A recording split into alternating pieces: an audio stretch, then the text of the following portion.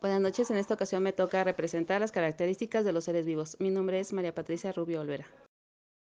Los seres vivos presentan ciertas cualidades que son reproducción, nutrición, adaptación, irritabilidad, metabolismo, crecimiento y desarrollo y homeostasis.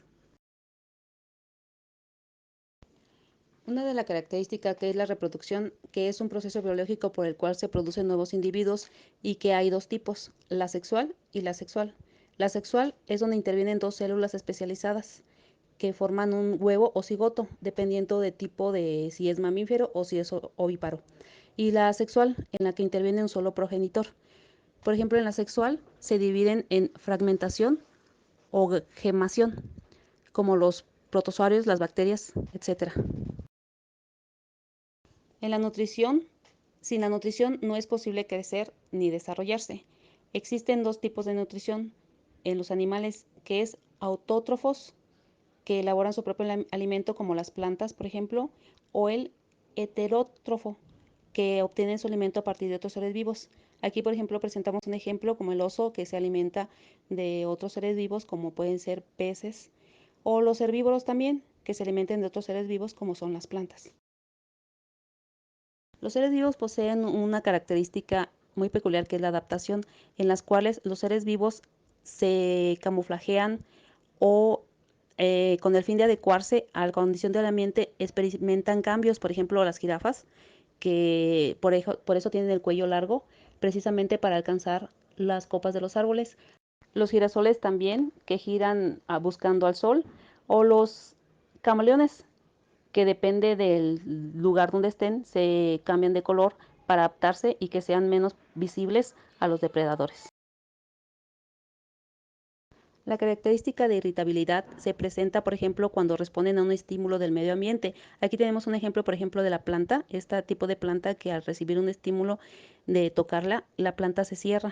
Por ejemplo, tenemos también las cochinillas que se enroscan cuando las tocamos. Existen otros ejemplos, por ejemplo, el puercoespín, que para defenderse de las depredadores extienden sus espinas. O en los seres humanos, por ejemplo, que se dilata la pupila al recibir un estímulo de mucha luz. En el metabolismo existen dos funciones que realizan los seres vivos por medio de reacciones químicas reguladas por enzimas. A través de ellas se da la transformación de materia y energía. Por ejemplo, son el anabolismo, que es representada por reacciones químicas de síntesis de moléculas complejas a través de las moléculas sencillas. En esta se requiere un gasto de energía.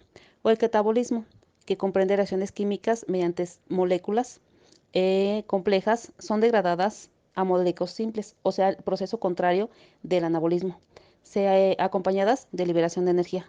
Estas funciones se llevan a cabo de manera simultánea. La característica de crecimiento y desarrollo. En este proceso se involucra la síntesis de macromoléculas específicas, o sea que está a cargo de la información genética. Los organismos atraviesan un ciclo vital en el que crecen y se desarrollan. El desarrollo se da juntamente con el crecimiento. No solo es aumentar de volumen, sino que existen cambios en la apariencia de su cuerpo y algunos representan cambios mucho más drásticos.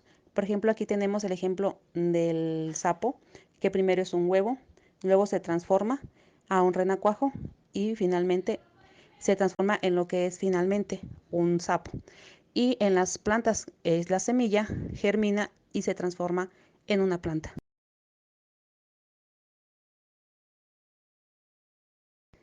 Homeostasis. Es conocida como autorregulación y es la capacidad de los seres vivos de mantener constante hasta cierto límite el equilibrio biológico de su ambiente interno, en forma independiente a las variantes externas e internas por medio de sus mecanismos homeostáticos. Este proceso es de vital importancia para los seres vivos, ya que les permite mantener su cuerpo en funcionamiento. Los principales mecanismos homeostáticos están regulados por la permeabilidad selectiva de la membrana celular, que permite el paso de las sustancias necesarias para la célula, y aquellas que son desechadas. La función de las válvulas que principalmente intervienen en la excreción de los productos de desecho, el balance hídrico y la tonicidad citoplasmática. Gracias por su atención. Esas fueron las características de los seres vivos.